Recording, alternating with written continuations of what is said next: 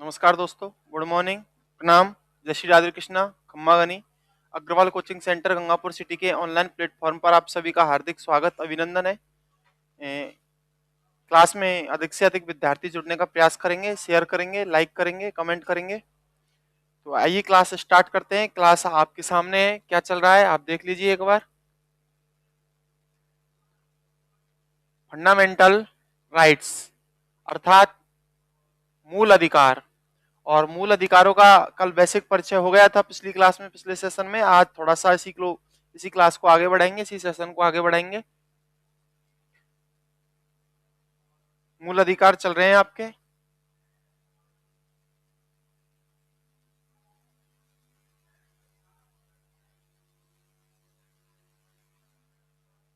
मूल अधिकार, और जैसे कि आपको पता है मूल अधिकारों का उल्लेख भारतीय संविधान के भाग 3, भारतीय संविधान के भाग 3 के अनुच्छेद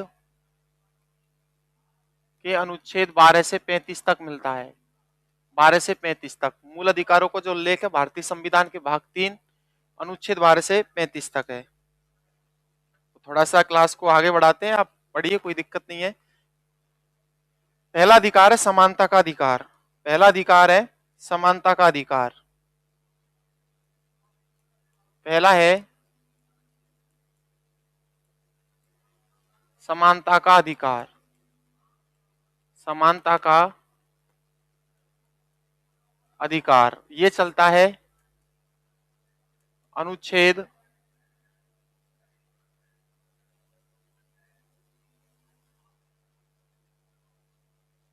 14 से 18 तक। अनुच्छेद 14 से 18 तक। तो थोड़ा सा इसके पहले थोड़ा सा आप देख लीजिए, जैसे कि कुछ अनुच्छेद और हैं, उनका भी मैं जिक्र कर लेता हूं। जैसे कि अनुच्छेद 12। अनुच्छेद 12, अनुच्छेद 12 में किसका उल्लेख है? अनुच्छेद 12 में राज्य की परिभाषा संघ के रूप में है। राज्य की परिभाषा, राज्य की परिभाषा, राज्य की परिभाषा संघ के रूप में है। संघ के रूप में है। संघ के रूप में है। अनुच्छेद 12 किसका उल्लेख करता है? अनुच्छेद 12 में राज्य की परिभाषा संघ के रूप में, अर्थात भारत को, राधे राधे इंजीनियर योगेश राजपूत आगरा, योगेश जी, बना जी, राधे राधे, जय श्री राधे कृष्णा।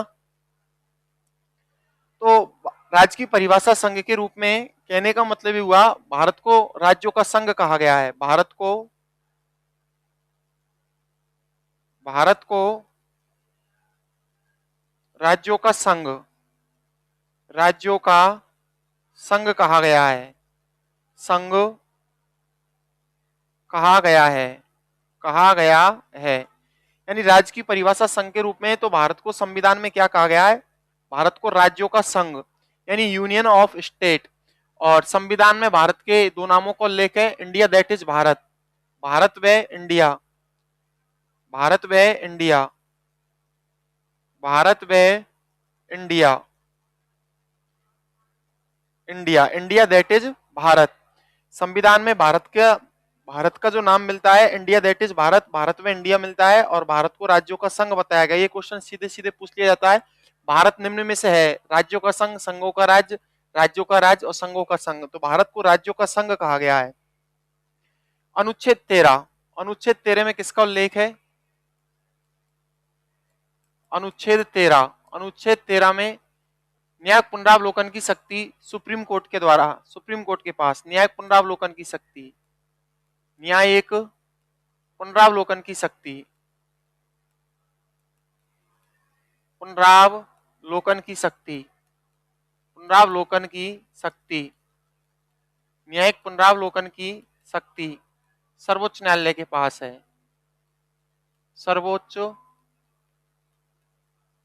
न्यायालय के पास है। अनुच्छेद 13 में किसका उल्लेख है? न्यायिक पुनरावलोकन का उल्लेख है। न्यायिक पुनरावलोकन की शक्ति को उल्लेख है। जो न्यायिक पुनरावलोकन की शक्ति है वो किसके पास है? सर्वोच्च न्यायालय के पास। तो पहला अधिकार है समानता का अधिकार। पहला अधिकार है समानता का अधिकार, इसको देख लीजिए आप। समानता का अधिकार, समानता का अधिकार। पहला अधिकार है समानता का अधिकार, ये चलता है आपके अनुच्छेद 14 से 18। तो इसकी ट्रिक बना रखी है मैंने, ट्रिक देख लो आप। ट्रिक क्या है? विवे लो, इसकी ट्रिक है विवे लो, अस्पृश्यता की उपाधि लो, विवे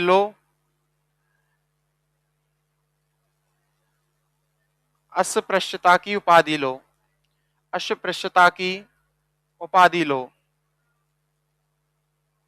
उपाधि लो। तो आप देखते हैं, इसको देखते हैं कि कौन कौन से अनुच्छेद है, इसमें कौन कौन से अधिकार हैं। पहला अधिकार है भेदभाव का निषेध, यानी पहला है अनुच्छेद 14। अनुच्छेद 14 भेदभाव का निषेध है।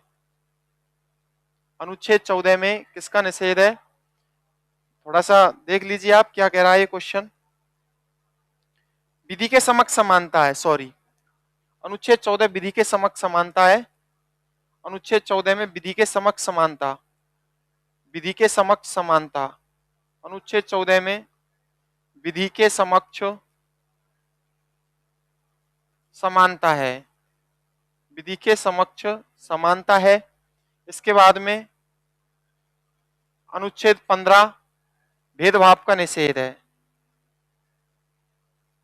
भेदभाव का निषेध है, भेदभाव का निषेध है। अनुच्छेद 16,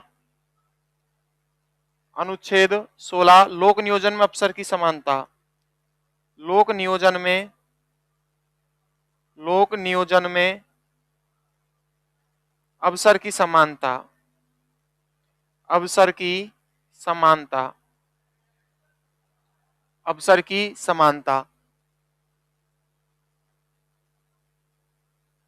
अवसर की समानता।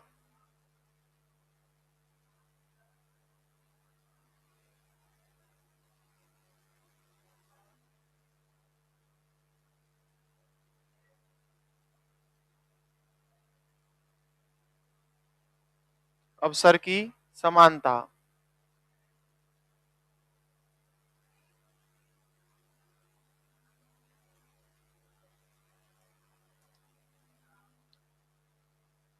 अनुच्छेद 17, अनुच्छेद 17 अस्पृश्यता का अंत, अस्पृश्यता का अंत,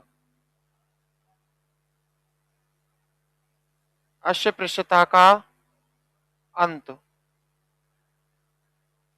अनुच्छेद 18, अनुच्छेद 18 उपाधियों का अंत,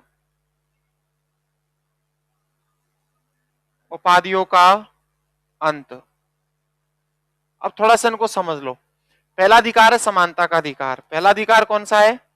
पहला अधिकार है समानता का अधिकार, इक्वलिटी ऑफ राइट। अनुच्छेद 14 से 18 तक इसका उल्लेख है और इसकी ट्रिक बना रखी है समानता के अधिकार की, विवे लो, अस्पृश्यता की उपाधि लो।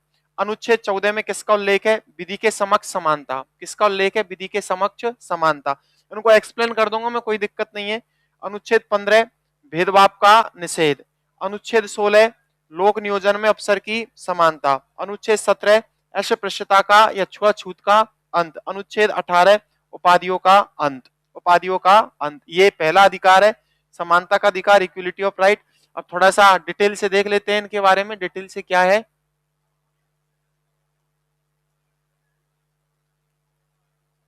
अनुच्छेद 14, अनुच्छेद 14 में विधि के समक्ष समानता है और विधि के समक्ष समानता, विधि का समान संरक्षण, विधि के समक्ष समानता ब्रिटेन से लिया गया है। विधि के समक्ष समानता, विधि के समक्ष समानता, विधि के समक्ष समानता,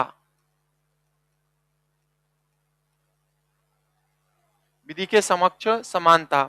और विधि के समक्ष समानता ब्रिटेन से लिया गया है। कहां से लिया गया है? विधि के समक्ष समानता ब्रिटेन से लिया गया है। ये कहां से लिया गया है? ब्रिटेन से लिया गया है,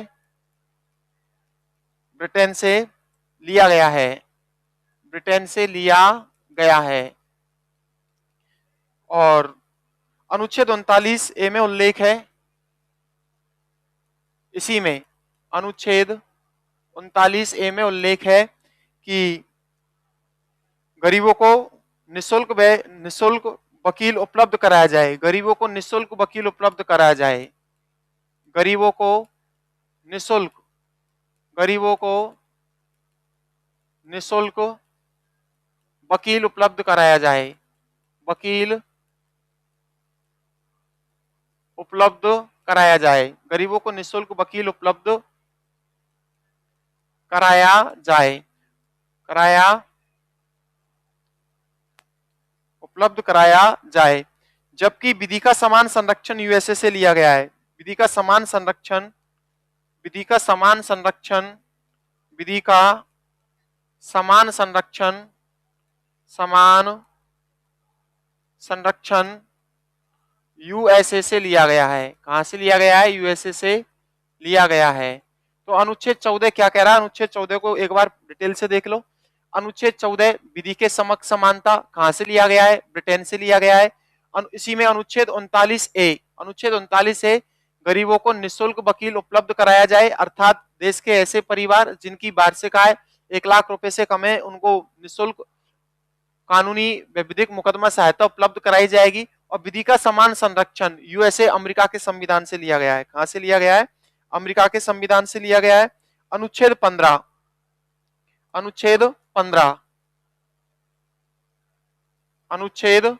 15 क्या कहता है? अनुच्छेद 15 जाति, धर्म, लिंग, जन्म स्थान के आधार पर जाति, धर्म, लिंग, जन्म स्थान के आधार पर जन्म के स्थान के आधार पर जन्म के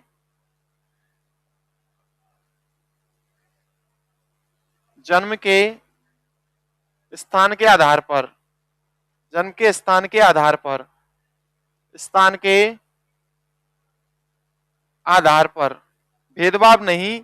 भेदभाव का निषेध है। भेदभाव नहीं होगा।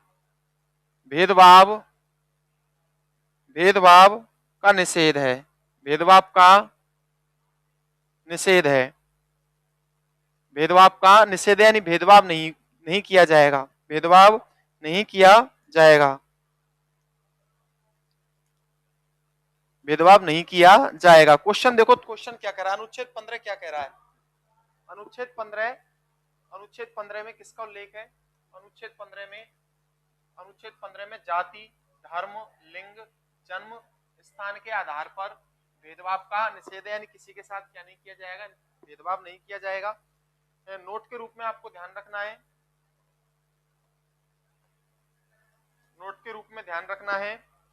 अनुच्छेद 15(4) अनुच्छेद 15(4) अपवाद है।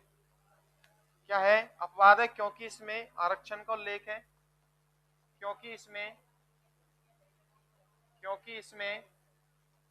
आरक्षण का उल्लेख है। किसका उल्लेख है? आरक्षण का उल्लेख है। जिनको उचित प्रतिनिधित्व नहीं है। जिनको उचित प्रतिनिधित्व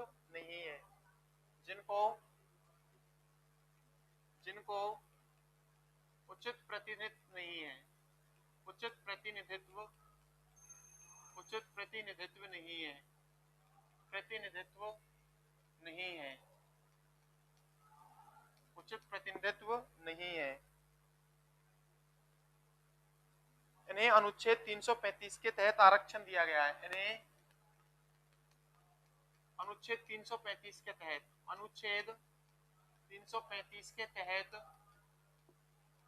आरक्षण दिया गया है। अनुच्छेद 335 के तहत आरक्षण दिया गया है। अब अनुच्छेद 335 के तहत जो आरक्षण दिया गया है वो क्या है? थोड़ा सा आप देख लीजिए। अनुच्छेद 335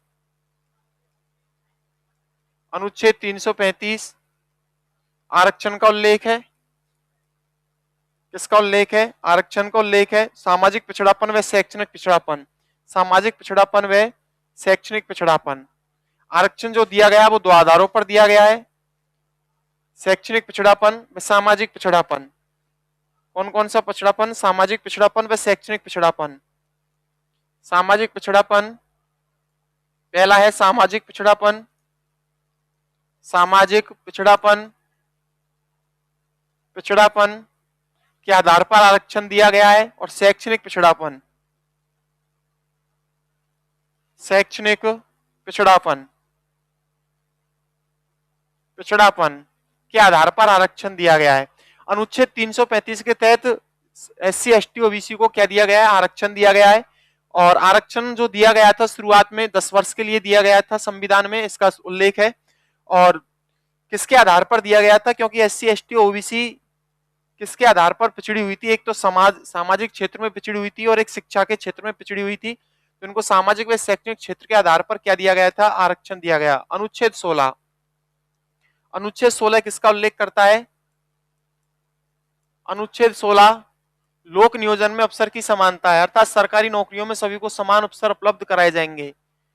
लोक नियोजन में, लोक नियोजन में अनुच्छेद 16 लोक नियोजन में अवसर की समानता है, अवसर की समानता है, अवसर की समानता है, अर्थात सरकारी नौकरियां सभी के लिए, सरकारी नौकरियों में सभी को समान अवसर उपलब्ध कराए जाएंगे। अर्थात सरकारी नौकरियों में, सरकारी नौकरियों में, सरकारी नौकरियों में सभी को, सभी को, सभी को समान अवसर उपलब्ध कराए जाएंगे, सभी को समान अवसर, समान अवसर उपलब्ध कराए जाएंगे, समान अवसर उपलब्ध कराए जाएंगे, उपलब्ध कराए जाएंगे, कराए जाएंगे। ये अनुच्छेद 16 में इसका उल्लेख है। अनुच्छेद 17 में किसका उल्लेख है? थोड़ा सा देख लीजिए। अनुच्छेद 16 लोक नियोजन में अवसर की समानता, अवसर की समानता, अर्थात सरकारी नौकरियों को, सरकारी नौकरियों को, सरकारी नौकरियों को सभी का समान अवसर, सरकारी नौकरियों में, किसमें? सरकारी नौकरियों में, सरकारी नौकरियों में, सरकारी नौकरियों में, सरकारी नौकरियों में सभी को समान अवसर उपलब्ध कराए जाएंगे, सभी को समान अवसर उपलब्ध कराए जाएंगे। अनुच्छेद 17 किसका उल्लेख करता है? अनुच्छेद 17 में अस्पृश्यता छुआछूत का अंत है। अनुच्छेद 17, अनुच्छेद 17 अस्पृश्यता, अस्पृश्यता या छुआछूत, छुआछूत का अंत है, छुआछूत का अंत है। इसे कानूनी अपराध घोषित किया गया है, इसे कानूनी अपराध घोषित किया गया। आंसू धौलपुर, नमस्कार जी। आंसू जी नमस्कार, बिल्कुल नमस्कार। और आप सब कैसे हो? आशा करते हैं आप सब ठीक होंगे, अच्छे होंगे। अनुच्छेद 17 में अस्पृश्यता छुआछूत का अंत है, इसे कानूनी अपराध घोषित किया गया है, इसे कानूनी अपराध, इसे कानूनी अपराध घोषित किया गया है, कानूनी अपराध घोषित किया गया है, घोषित किया गया है, किया गया है। ये क्वेश्चन एग्जाम में हर बार रिपीट होता है। अनुच्छेद 17 में किसका उल्लेख है?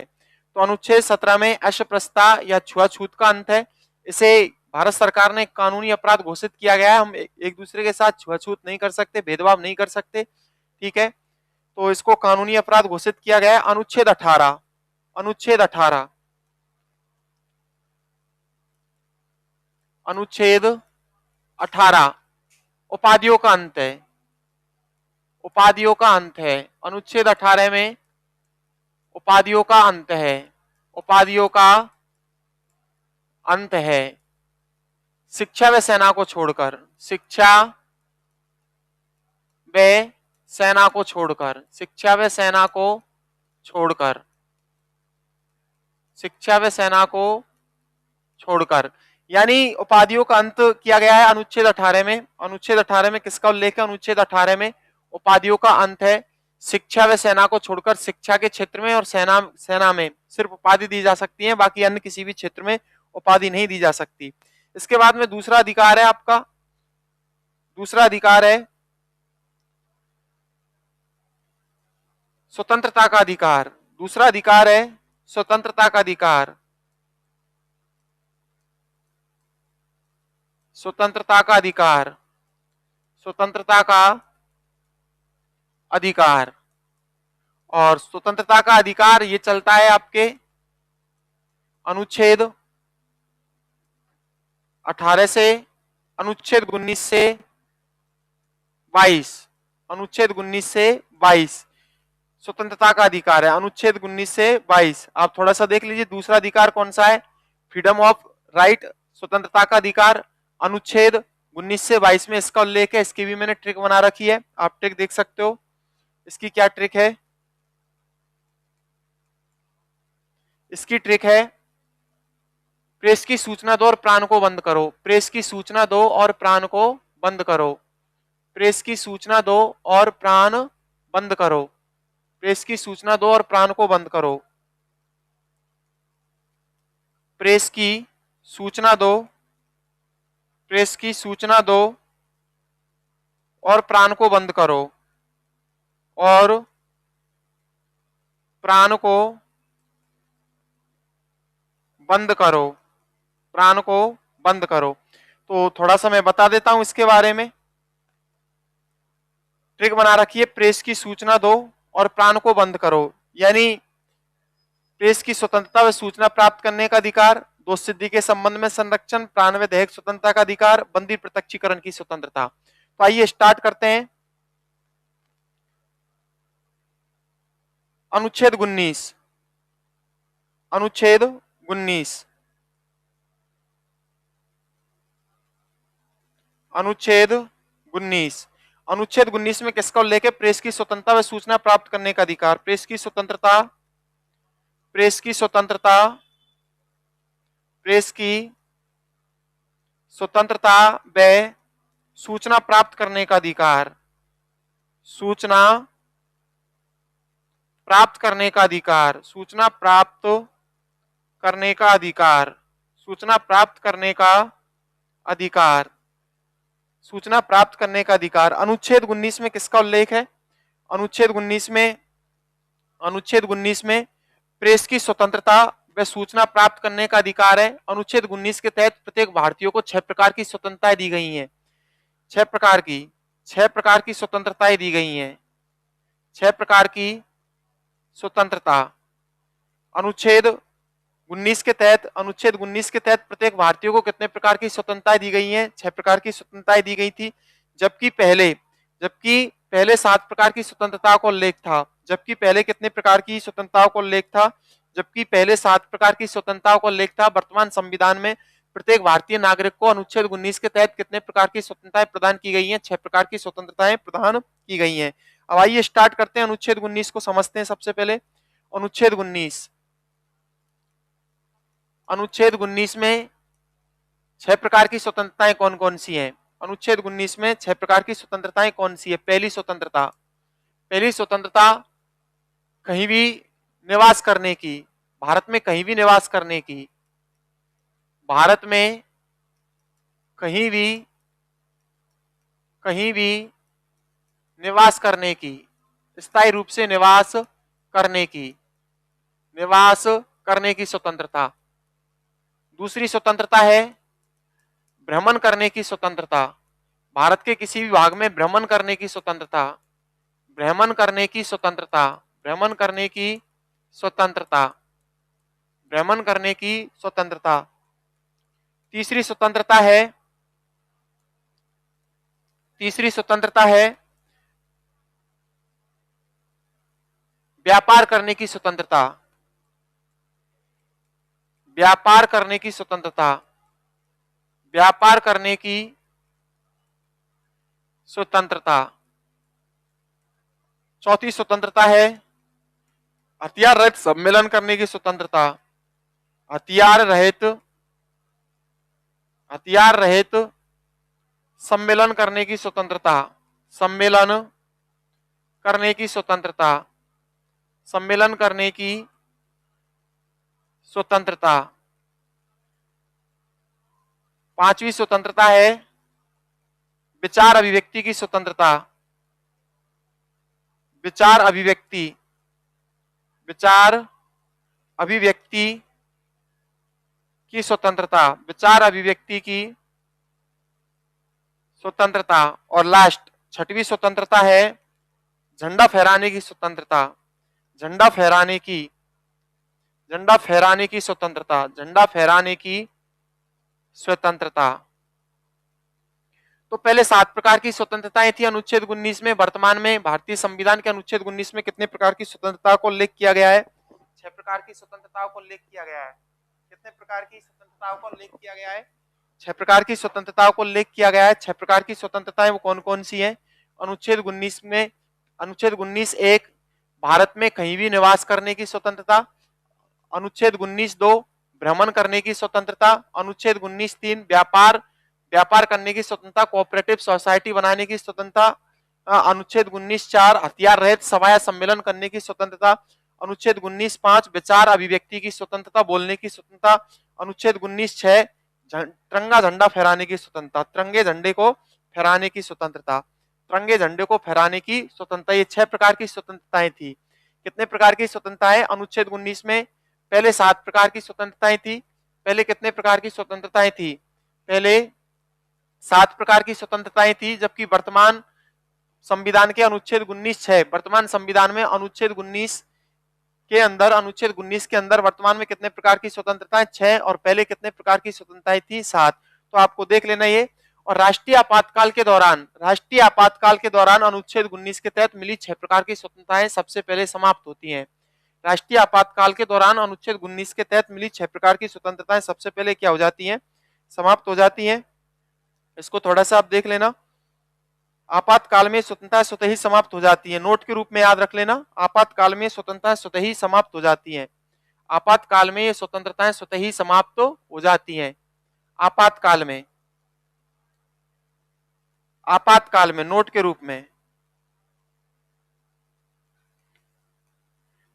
आपातकाल में, आपातकाल में ये स्वतंत्रताएं, ये स्वतंत्रताएं समाप्त हो जाती हैं, समाप्त हो जाती हैं, हो जाती हैं। आपातकाल में अनुच्छेद 19 के तहत मिली 6 प्रकार की स्वतंत्रताएं क्या हो जाती है? समाप्त हो जाती है। इसके बाद चर्चा करेंगे अनुच्छेद 20। अनुच्छेद 20, अनुच्छेद 20, अनुच्छेद 20 में किसका उल्लेख है? अनुच्छेद 20 की जब हम बात करते हैं, अनुच्छेद 20 की जब हम बात करते हैं तो अनुच्छेद 20 में दोष सिद्धि के संबंध में संरक्षण, दोष सिद्धि के संबंध में संरक्षण, दोष सिद्धि के संबंध में संरक्षण। अनुच्छेद 19 प्रेस की सूचना, प्रेस की स्वतंत्रता व सूचना प्राप्त करने का अधिकार। अनुच्छेद 20 दोष सिद्धि के संबंध में संरक्षण। अनुच्छेद 21 प्राण व दैहिक स्वतंत्रता का अधिकार। अनुच्छेद 22 बंदी प्रत्यक्षीकरण की स्वतंत्रता, बंदी प्रत्यक्षीकरण की स्वतंत्रता। तो दोष सिद्धि के संबंध में संरक्षण, अनुच्छेद 20 में दोष सिद्धि के संबंध में संरक्षण है। अनुच्छेद 20 में किसके संबंध में संरक्षण है? दोष सिद्धि के संबंध में संरक्षण। अनुच्छेद 20 दोष सिद्धि के संबंध में संरक्षण, दोष सिद्धि, दोष सिद्धि के संबंध में, के संबंध में संरक्षण, में संरक्षण। सभ्य नागरिकों को, सभ्य नागरिकों को, सभ्य नागरिकों को, न कि मुजरिमों को, सभ्य नागरिकों को, न कि मुजरिमों को, सभ्य नागरिकों को, सभ्य नागरिकों को, न कि मुजरिमों को, न कि मुजरिमों को, न कि मुजरिमों को। तो अनुच्छेद 20 में किसका उल्लेख है? अनुच्छेद 20 में दोष सिद्धि के संबंध में संरक्षण है सभ्य नागरिकों के लिए, न कि मुजरिमों के लिए। इसमें कुछ 3 पॉइंट है, वो 3 पॉइंट कौन कौन से आप देख लीजिए। अनुच्छेद 20 में अपराध करते समय जो कानून लागू था वही रहेगा, बदला हुआ कानून लागू नहीं रहेगा। अपराध के लिए केवल एक बार सजा का प्रावधान स्वयं के विरुद्ध गवाही देने के लिए विवश नहीं कर सकता। 3 पॉइंट है, इसमें तीनों पॉइंट देख लीजिए। अपराध के समय जो कानून लागू था, अपराध के समय जो कानून लागू था वही रहेगा।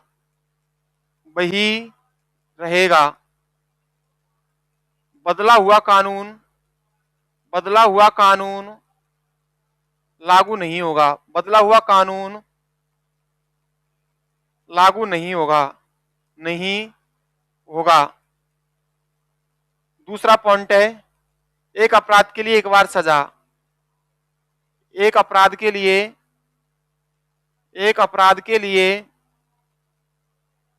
एक बार सजा।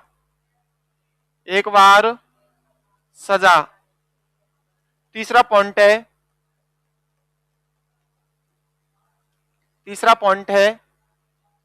देखो, तीसरा पॉइंट है स्वयं के विरुद्ध गवाही देने के लिए विवश नहीं किया जा सकता। स्वयं के विरुद्ध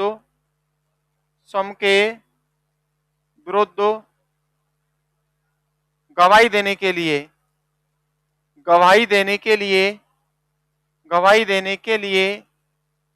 विवश नहीं किया जा सकता। विवश नहीं किया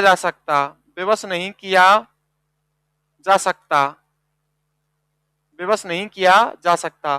तो क्लास का टाइम हो रहा है ऑफलाइन क्लास का, इसलिए मैं यहीं तक ले पाऊंगा, बाकी चर्चा करेंगे अगली क्लास में मंडे से। तो थोड़ा सा मैं इसको रिवाइज करा देता हूं, 1 मिनट देख लीजिए आप। क्वेश्चन क्या कह रहा है ये, 1 सेकंड सर।